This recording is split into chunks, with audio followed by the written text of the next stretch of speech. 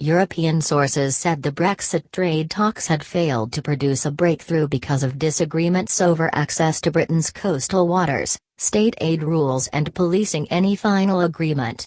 Details of the impasse emerged after EU member states were briefed by the European Commission's Secretary-General. Michel Barnier was due to update the bloc's 27 ambassadors but was forced into isolation after a member of his team tested positive for coronavirus.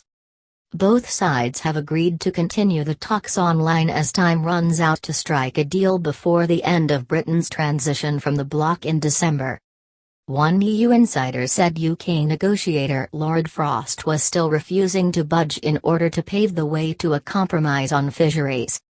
Member states also called for an immediate acceleration of the EU's no-deal Brexit contingency planning. A source said, contingency measures need to be readied in case of a no-deal. The plans for the issues we'd foreseen in 2019 need to go through the European Parliament and Council. Time is getting tight.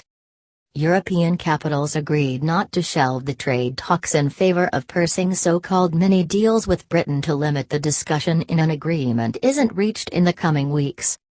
Eurocrats expect a political decision to be taken ahead of an announcement on whether another round of wrangling will be arranged. The negotiations are now running very late. We're not there yet to enter into the final phase and the talks will run into December, one source said. They were told the differences on the level playing field, which includes future common standards and state aid rules, are philosophical. UK negotiators were said to have not moved close enough to the bloc's demand for near-parity access to Britain's fishing grounds to constitute a breakthrough. One EU insider said the negotiations were Groundhog Day every day. Future trade negotiations will be carried out via video conference until it is deemed safe to resume them in person. The pandemic had already disrupted the talks in March when Mr. Barnier contracted coronavirus. A government spokesman said, with respect to the relevant public health guidance, the UK and EU teams have agreed to continue to negotiate remotely for the time being. The talks will resume in person when it is judged safe to do so. The health and welfare of our staff are our priority.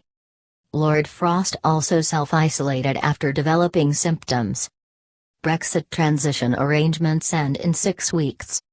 Any deal needs to be approved by the UK and European parliaments as well as member states before it can be introduced.